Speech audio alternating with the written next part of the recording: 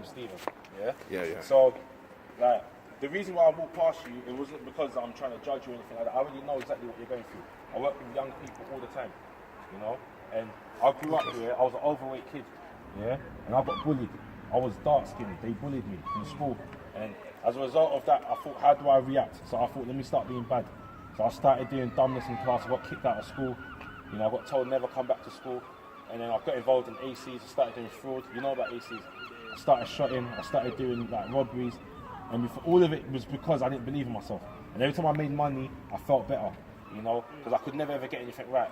And then I had a dream one day that I was going to go to prison for murder. You know, and God spoke to me in a dream to Stephen, if you carry on living your life this way you're going to end up.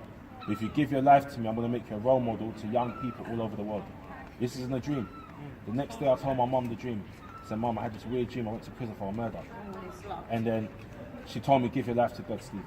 I said, that's what my mum's going to say, it's all long. I told my mates the same dream, they started laughing at me. Cut a long story short, I gave my life to the Lord, I went to church on Sunday, ended up giving my life to Jesus, you know. And then I felt complete forgiveness. The first thing I read in the Bible was Philippians 4:13. I don't know if you heard this scripture before. I can do all things through Christ who gives me strength. All my life I've always been told I can't do. You know, but then God tells me, Stephen, you can do this. You know, so I just started boxing, started winning fights, started winning championships. I went to university. 2 years later, I ended up winning the British Amateur Championships for boxing. You know, and I was on the back page of the newspapers for winning gold. And on the front page of the newspapers, it's 4 of my brothers that I told about the dream. They got life in prison for murder. And these are the same guys that I had the dream about. You know, so now today, cut long story short, today I'm running my own boxing academy. It's called Box Up Crime. We work with hundreds of kids all over London, you know, and I've got my own. I never thought I'd have my own gym. I never thought I'd have my own gyms. I never thought I'd have box up set up in different countries. I never thought. I thought I was going to have to do roads for the rest of my life, but I don't. But now the rest of my life is dedicated to working with young people. You know, I don't want to see no one die. I've lost 6 kids, can you imagine, in 1 year? It's terrible. And it hurts me. I cry every time they die. You know, it hurts me.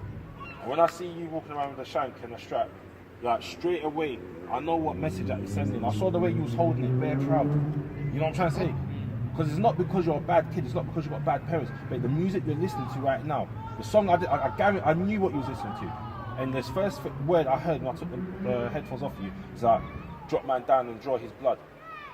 That come on, why are you not going to be proud holding that? Because it's not you, it's not your parents, it's the devil. The devil's gassed everybody up to think that this is the way. You know, and then we've had 62 murders this year. 62 young kids that are in hell. There was two more yesterday. 2 more, look at that, 64 murders. And these are young kids that didn't know about God, and they're going to hell. And it hurts me.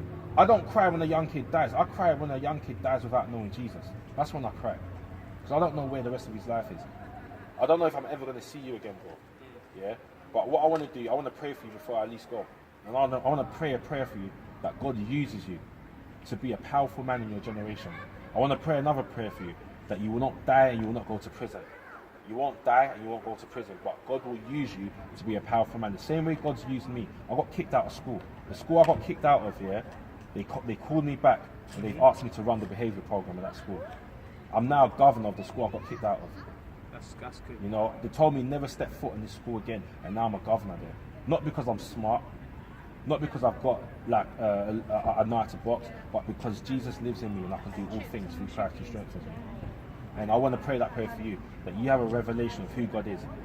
I'm not doing this for the camera, I'm not doing this for your parents, I'm doing this because God made me speak to you right now. I'm going back to London right now, but God told me come round here. I'm going back to London right now, but God told me come round here just to speak to you. That's how much God loves you. He's got such a plan and purpose for your life. You know what I'm going to ask you to do before you pray for him? Yeah, please. I'm the under-17s coach at our football club in Luton. Yeah. Right, and I'm actually going to come up to speak to some of our boys. 100%, I'll give you my card. Yeah, get your card, because this is deep. This is deep. I'll give you my card, 100%. Yeah? That's what I do. That's what I do. God loves you so much, bro. Yeah?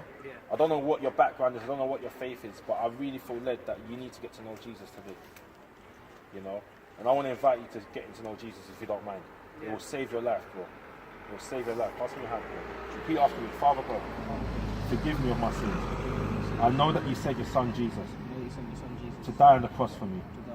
I give my life to you today. Give my life to you today. I give my life to you today. Give my life to you today. Use me. Use me. Use me. Use me. Use me. Use me. Let me be somebody for your kingdom. Let me be someone for your kingdom. Let me be able to do all things Let me be able to do all things through Christ, through Christ, who gives me strength. who gives me strength. I give my life to you today. I give my life to you today. You are now the king of my life. You're now the king of my life. Use me how you feel fit. Use me how you feel fit. In Jesus' name. In Jesus' name. Amen. Amen. Father God, thank you for this brother, Lord God. Thank you for your brother, Lord God.